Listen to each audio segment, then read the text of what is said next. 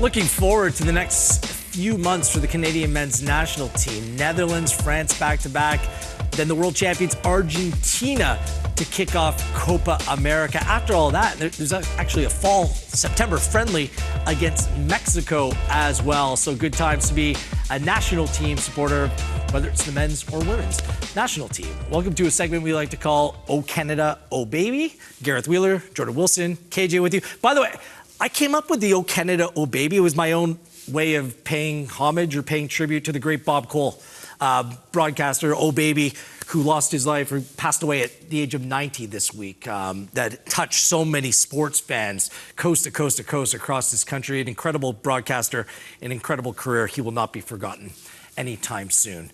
So we're still in this Canadian men's national team managerial hunt right now, and more reports are coming out telling the story about the process that's playing out. The Evening Standard in the UK linked a bunch of names, including Ole Gunnar Solskjaer this week, and then The Athletic, Josh Cloke, wrote that Paul Clement, a former assistant to Carlo Ancelotti, could be the front runner for this race. Interviews are up and running. Let's go to Christian Jack. You've done some great reporting on this yourself, KJ. Where do things stand? What's the latest from what you're hearing? Well, the latest is that managerial interviews have taken place this week already, this past week that's gone, I guess we should say. They will continue, but I know there's a lot of reports saying, particularly out of England, that the interviews could take place. They have taken place for quite a few of the managers that were already mentioned in that piece already. They were taking place outside of Canada, I believe in the United States, in New York City. So they've had those managers in, the likes of Ole Gunnar Solskjaer, Aitor Karanka. Jesse Marsh has obviously been heavily linked to this job as well. That would, that would not be a name that would be a surprise to a lot of other people. There's another one that I've heard that has got international management experience very recently in Europe.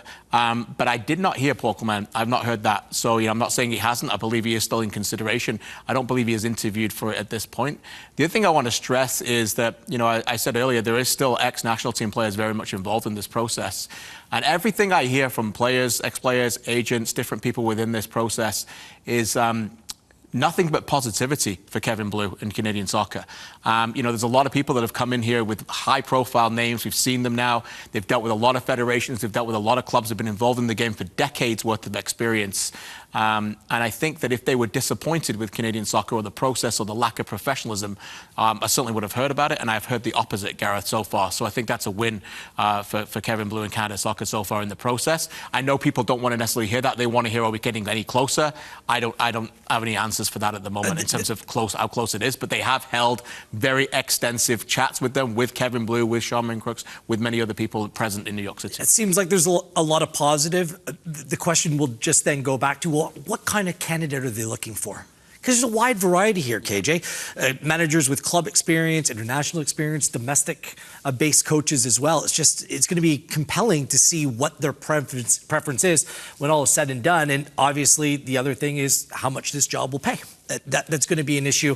And I know a couple candidates who've declined to move forward with the interview process based upon the fact that they're comfortable where they are right now. So they denied even having an interview in the first place. Yeah, I heard that too. And I just want to say, Jose Mourinho and Frank Lampard are enormous names that get people to open clicks and stories and get people to talk about it. But it was never even a thought. It was never even close at that point. What kind of profile of a manager do they want to get? Well, I think number one needs to be somebody who's going to be committed to the program until at least 2026. If you're going to bring in somebody with stature, whether it be domestically or internationally, they cannot have that manager suddenly then get wooed in another year and leave the program. Yeah.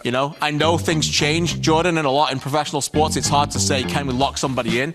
But this is such a pivotal moment in Canadian soccer, a pivotal moment within the sport and the landscape of this country, that they have to get this hire right and understand that at the very least, the runway has to extend to 2026. And let's hold up for a successful World Cup and beyond. But that's got to be the number one priority. The question still is asked, okay, can we expect this hire to be done ahead of Copa America? Guys, it's been 244 days since John Herdman left his post as Canadian men's national team manager. And there's still that gap, there's still that void. Like, this has to be sealed. Canada are already playing at a deficit, trying to play catch-up when it comes to preparation for 2026, let alone this summer. And I'm not sure that we'll ever get there, but this has to be done sooner rather than later. There needs to be some urgency. I'm usually optimistic. I just don't feel like Canada Soccer, they're going to get over the line before Copa. Based on all the things that you just said, KJ, as well, knowing the magnitude of this hire, knowing that you need to get it done and you need to get it right, I think that all this time that has gone, Wheels, look, for me, I'm with you. I wanted a pony, and I asked my mom for Christmas. But then you go 200 and something days, you say, I'm not getting it. I'm not getting it at this time. They need to get it right at a point, but it's just not happening yet. Maybe, again, I'm at the bottom of the totem pole. I don't know all the things that are going on, but I just look at Copa America this summer, and I see Mauro Biello, and I see him leading the lines, and I don't see someone else coming in before then. A couple of things for me. I would say with this process going on and the thorough nature of it and the professional nature of it, I think the country, the fans, and everybody who's excited, those who are joining us and watching us live, those people who are watching it and hunting down managers available and how passionate they are, I think they would have a right to be very disappointed if the manager is not in charge for Copa America. It is the second greatest tournament that Canada has an opportunity of ever playing in. And they're never going to get that experience again between now and kicking a ball in the 2026 World Cup opener in Toronto. So I think that that's an opportunity, will be an enormous miss if they don't. And the second thing I want to bring up is Mauro Biello, who's been nothing but a fantastic soldier for this program for a long time and will be part of this interview process. And by the way, will know by Copa America whether he's going to get the job or not. And so if he knows he's not getting the job, but by the way, the other person is, but he isn't here ready right now, can you go do this again? I have no doubt that a man of that stature and class would probably say yes, but that would also be the wrong thing to do, in my mind. Yeah. That would not be right. So I think for both sides of things, just doing the right thing by the program and by Mauro, and Mauro may be the one who gets the job. But I think, what are we, 7 weeks away? I think there's time. We will wait to see how this process plays out. I still remain steadfast that what happens over the course of this next week may play a role, as it is the annual members' meetings with Canada Soccer. All the stakeholders in Canadian soccer come together for their annual meetings, and this one's particularly significant because there's a presidential election at play, which will play out over the next week, later in the week, in Montreal. This is how the voting structure will work, and I can confirm that FIFA has contacted Canada Soccer, said the votes are staying the same. There was some consternation, there were some hard feelings last year among stakeholders as it was being debated what the voting structure would look like, who might be getting votes, and how that would play out. It's staying the same for this one, so that's known.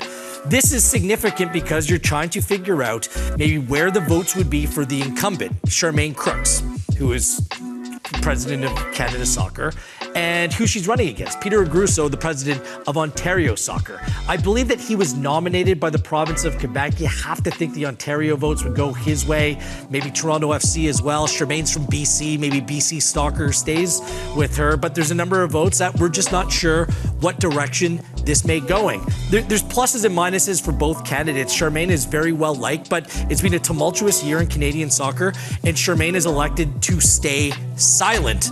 And meanwhile, Peter Aguirre is reportedly going to be coming at this from more of a football-first perspective. What needs to be done to improve the professional, and when I say professional, I don't mean the professional game, making sure that Canada Soccer is run in a professional way as possible to benefit the footballing side of things. KJ, how do you see this playing out? Because this is a pretty consequential presidential election for Canada Soccer. Yeah, it's once again another important day amongst many that we've had over the last few years with Canadian soccer. And there's lots of layers to this, and I think a lot of people who'll be watching our show will think through the lens of what you just alluded to, which is the professional game. There's a lot of other elements to it with the amateur game as well. And Canada Soccer has been often seen as an amateur priority organization that hasn't leaned enough on the professional side of it. And I think they're going through that change right now a little bit. It needs, I think, a strong figurehead who is willing to speak up a little bit more. And I think they need to work on the professional side of it. And I think they need to find somebody who's going to be, and it doesn't matter whether you call it a director of soccer, a technical director of the professional game, but they need somebody there for me who is going to hold everybody accountable on the football side. And so if a coach quits tomorrow, then you've got a succession plan, and the coach cannot come in with full autonomy and be able to run a program either positively or through the ground financially. I will say plenty. Sporting director, yeah. Plenty will be sorted out at these meetings that are upcoming. There will be new board members who are being named as well, and I give them all the credit in the world for taking upon that role. You know these people, and there'll be some talented people that put their hand up after former board members have been sued by players and everything that's been going on. This is a volunteer role for these board members. We need good people sitting on that board to take the game forward in this country. With passion. And I give them all the credit in the world for amen. putting their hands up and being part of the Canadian Soccer Association Board of Directors. One Soccer Today, we'll be discussing it more on Monday as well as probably Thursday. Actually, I don't think there's a Thursday show this week because we have Canadian Championship action on our airways, but you can typically catch us Mondays and Thursdays right here on One Soccer. And we'll look ahead to this week's Canadian Championship fixtures next here on Match Night.